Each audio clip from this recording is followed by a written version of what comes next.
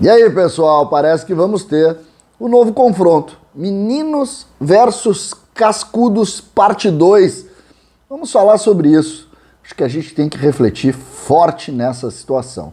César Cidade Dias falando de Grêmio aqui no YouTube, papo de gremista para gremista. Mas não esqueça, aqui na descrição desse vídeo tem um link com um passo a passo de um trabalho home office que pode lhe dar mais de R$4.000 de renda extra com um investimento de R$67. Portanto, entre no link e entenda um pouco mais sobre essa atividade.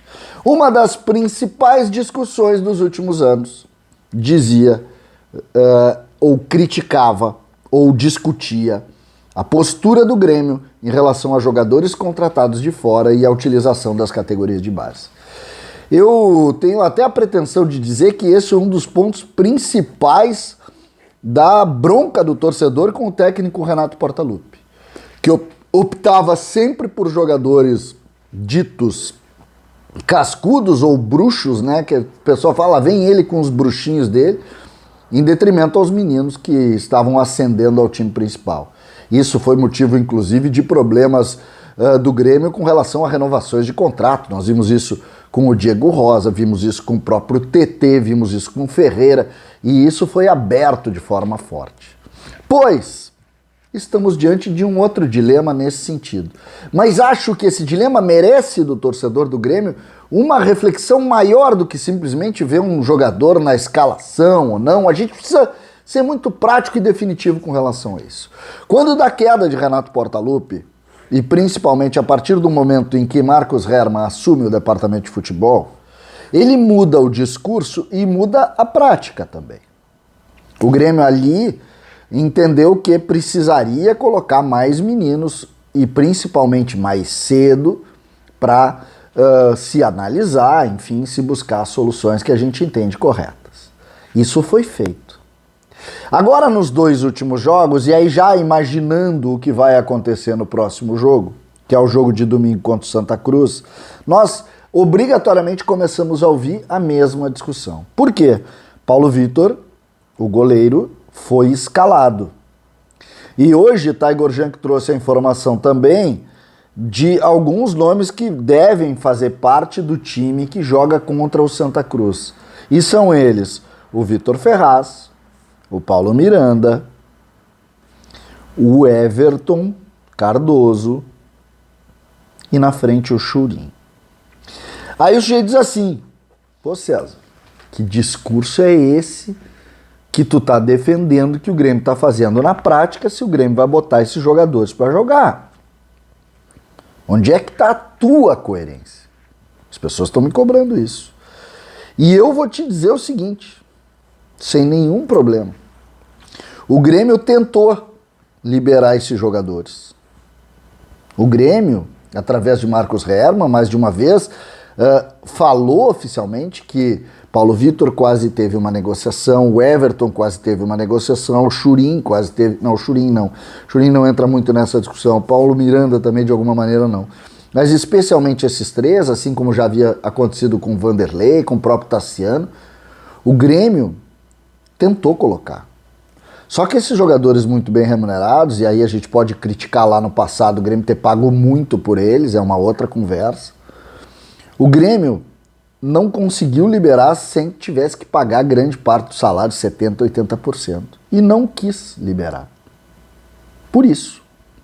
Por uma questão de responsabilidade financeira e também por uma questão de análise do que poderia trazer de volta. Por quê?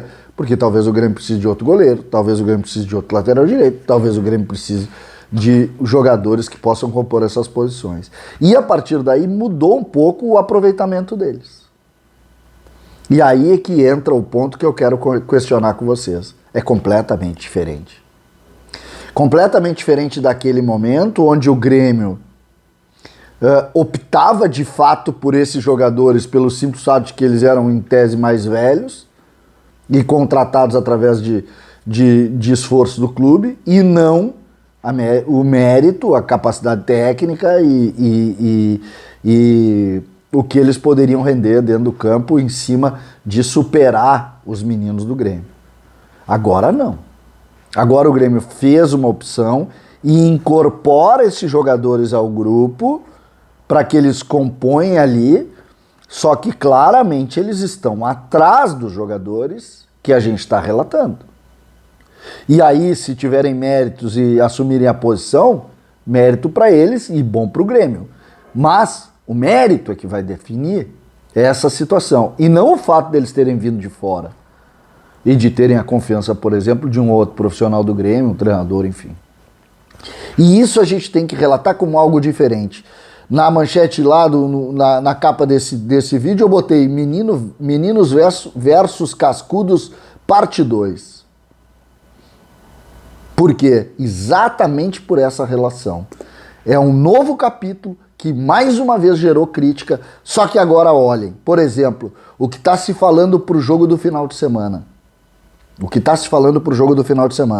Paulo Vitor, Vitor Ferraz, uma defesa com Paulo Miranda e Juan, e o lado esquerdo do Grêmio com Guilherme Guedes e não Cortez. Guilherme Guedes dando opção. O meio-campo com Bobson, com Fernando Henrique, a possibilidade de Jean-Pierre jogando, ou o próprio Everton jogando, se encontrarem uma parte física para o Jean-Pierre, algo que tem alguma dificuldade, o Everton jogando. E aí no ataque o Gui Azevedo, o Churin e o Jonathan Robert. Jonathan Robert, Gui Azevedo, Guilherme Guedes, Fernando Henrique e o Bobson. Nós não podemos falar em preterir jogador. Nós não podemos falar. E aí, junto deles, jogadores cascudos, criando uma ideia de time mais cascudo. Essa relação faz com que todo esse capítulo e esse novo parágrafo dessa história antiga, que é os meninos versus os cascudos no Grêmio, ela tenha um componente completamente diferente.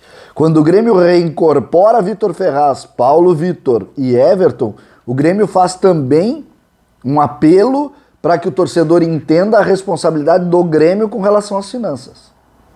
Por quê? Porque tu botar o Everton para trabalhar em separado, ganhando 500 mil por mês, é irresponsável. Tu liberando o Vitor Ferraz para acertar com o Ceará e pagar 80% dele, é irresponsável. E o Grêmio não está sendo irresponsável. Por quê?